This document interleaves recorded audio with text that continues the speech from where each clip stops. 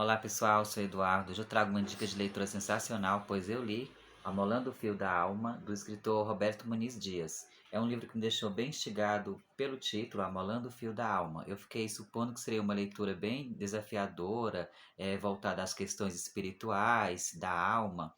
Porém, tal foi minha surpresa quando eu li os primeiros parágrafos e a leitura fluía naturalmente, apesar das agruras e de sabores pelas quais o protagonista, o Ramon, passava.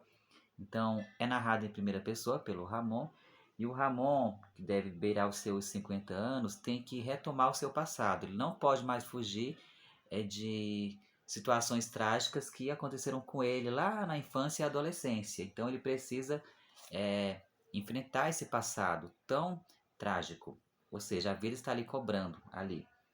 Então, esse livro tem uma certa linearidade, alguns saltos temporais, não é muito preciso com datas, mas o leitor consegue fazer inferências e supor que o Ramon deve ter seus 50 anos. Então ele começa relembrando a sua infância, onde ele era aquele menino franzino, delicado e introvertido, né? Incompreendido pela família, pelos seus irmãos, pelo padrasto, que era um senhor bronco, hostil, e pela sua mãe, que era aquela senhora submissa, que tudo que acontecia de mais urgente, ela delegava às questões divinas. Ou seja, como o Ramon ela, era aquela criança delicada, homoafetiva, ele não tinha ali um acolhimento, ninguém se sentia, tinha a mente aberta para acolher, para aceitá-lo como ele era. Então, a mãe, no caso, ela sabia que era uma criança que necessitava de um certo olhar, de um acolhimento, ou mesmo de afeto. O que ela fazia? Delegava as questões divinas. Ela falava: Ramon, reza para o seu anjo da guarda, dorme com o seu anjo. E de modo que ele foi conhecendo a vida através de alguns signos religiosos, o anjo da guarda que viria lhe visitar durante seu sono, então uma cruz de madeira que ficava balançando pela parede. Então, esses signos religiosos influenciaram muito o seu conhecimento de mundo, de modo que também algumas coisas que aconteciam com ele atribuía a algo divino. Ou seja, então é uma coisa que ficava no limite entre o real e o imaginário, né, de certa maneira.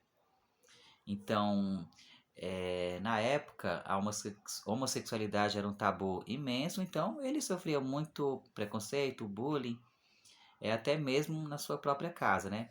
Seus irmãos o hostilizavam, eram aqueles meninos travessos, né, moleques, só ele que era o Ramonzinho, o delicado.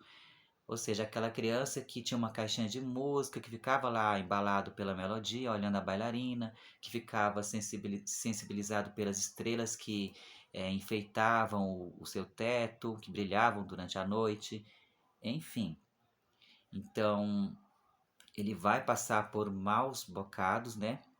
Devido a aproveitadores, que eu não posso falar, senão vai configurar spoiler, mas ele vai conhecer o sexo e até mesmo o amor de maneiras muito trágicas, né? Aliás, ele não vai conhecer o amor. Quando ele acha que vai conhecer o amor, alguma tragédia acontece.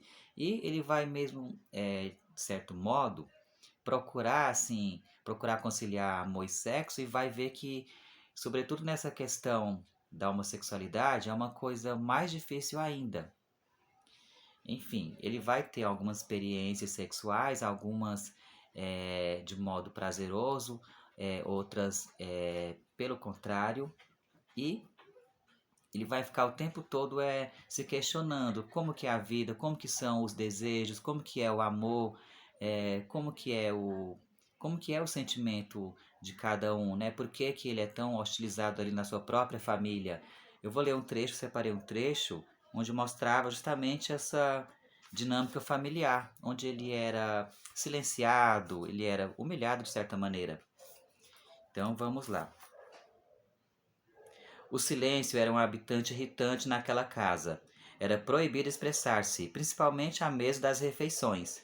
Nem mamãe nem Jonas se falavam. E não tinha nada a ver com respeito, educação ou polidez à mesa. De fato, era uma verdadeira incapacidade de comunicação. Não sabia se não queriam falar comigo. A aberração.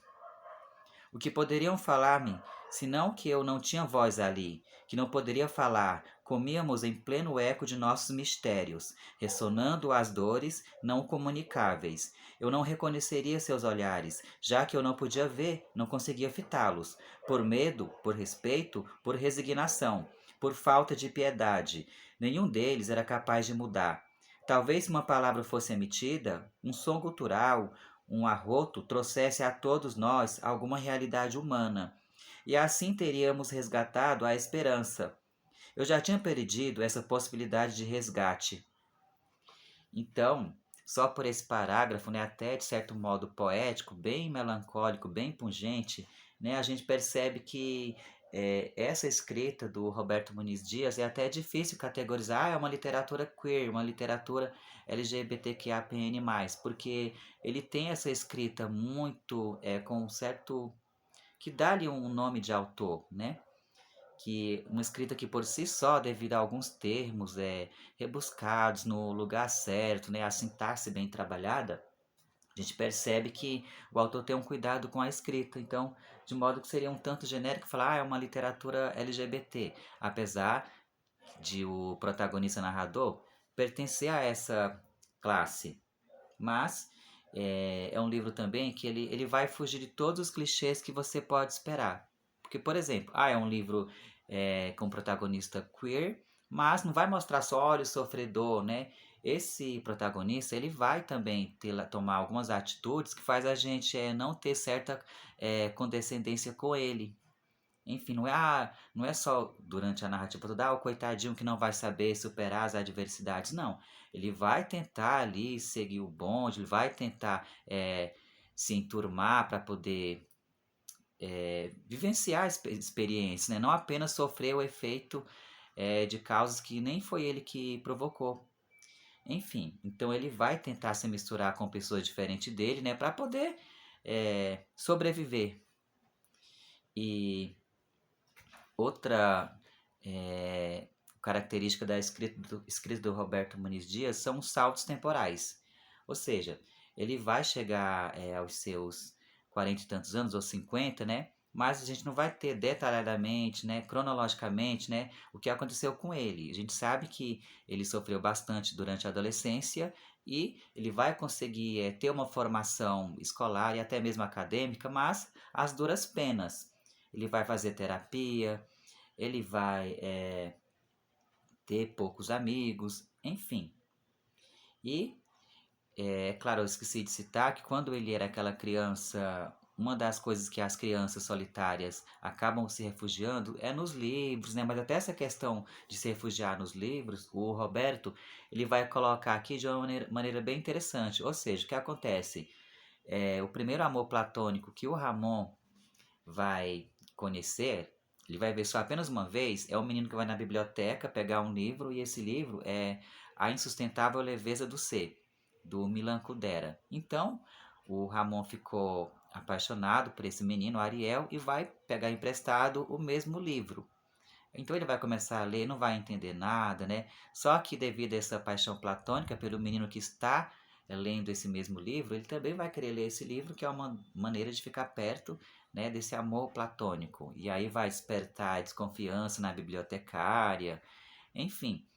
Esse livro ele traz inúmeras referências literárias, né, como eu já falei, A Insustentável Leveza do Ser, O Pequeno Príncipe, O Retrato de Dorian Gray, mas nada aqui é gratuito, né? O autor ele vai concatenar muito as referências literárias e musicais também, né? Algumas músicas citadas aqui, ele não vai colocar o título da música, né? Ele colocou alguns versos e eu fui pesquisar e pesquisei a tradução e vi que tudo combinava, né, com as características, com o ethos do Ramon, né? Uma pessoa solitária, uma pessoa desafiadora. E